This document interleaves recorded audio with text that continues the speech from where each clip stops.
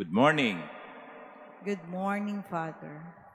The messages, or at least the two messages of the gospel, can be taken from the beginning of the gospel and the end of the gospel. The first message is, let us pray unceasingly. Huwag manghinawa sa pagdarasal. Huwag susuko o hihinto sa pagdarasal. At the beginning of the gospel, it is said, Jesus told his disciples as parable about the necessity for them, for the disciples, to pray always without becoming weary. Huwag kayong mapagod ng pagdarasal. Do not give up. So that is the first message. And he narrated the story of a widow who has been knocking at the door of the judge. And finally, the judge, fearful of his life, because he was thinking to himself, pag ako hindi tinigilan ito, baka suntukin ako .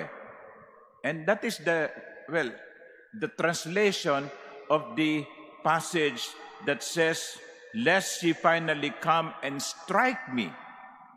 The Greek word is something like susuntukin.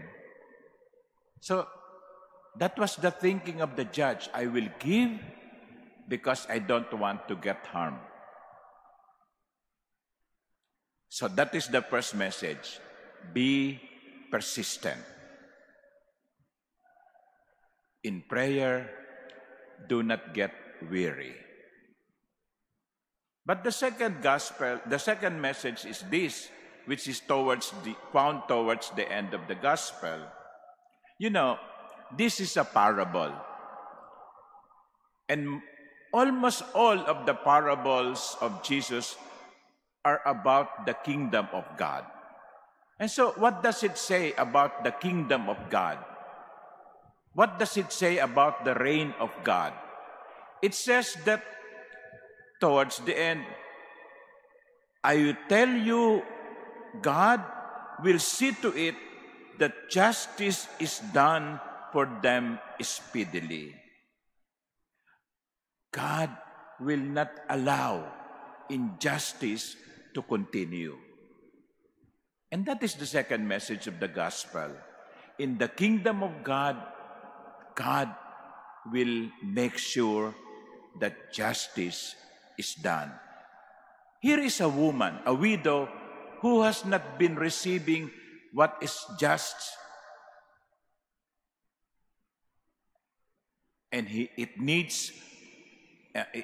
a judge is needed, though that judge is neither fearful nor of God, nor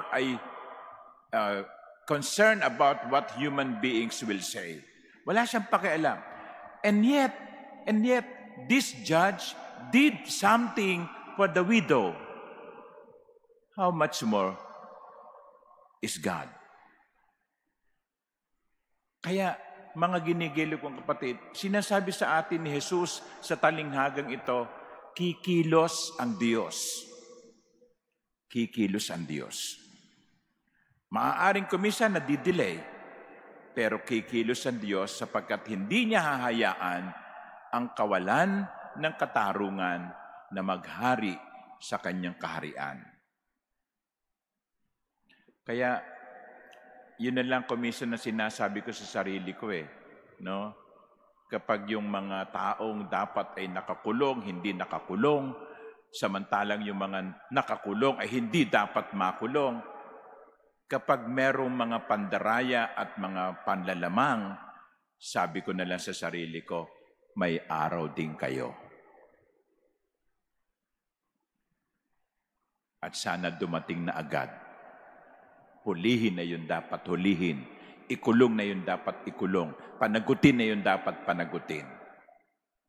Sapagkat hindi hahayaan ng Diyos na mangyari ang kawalan ng katarungan sa kanyang kaharian. And so, these two messages, my dear brothers and sisters, should give us hope. Should give us hope. There is hope in persistent prayer. Do not give up. And there is hope because justice will be served. Justice will be served. Next year will be Jubilee year. Pope Francis will open the Jubilee year this coming December 24. And the theme of the Jubilee year is hope. Hope that does not disappoint. Let us be men and women of hope. Huwag tayong mawawalan ng pag-asa. Amen.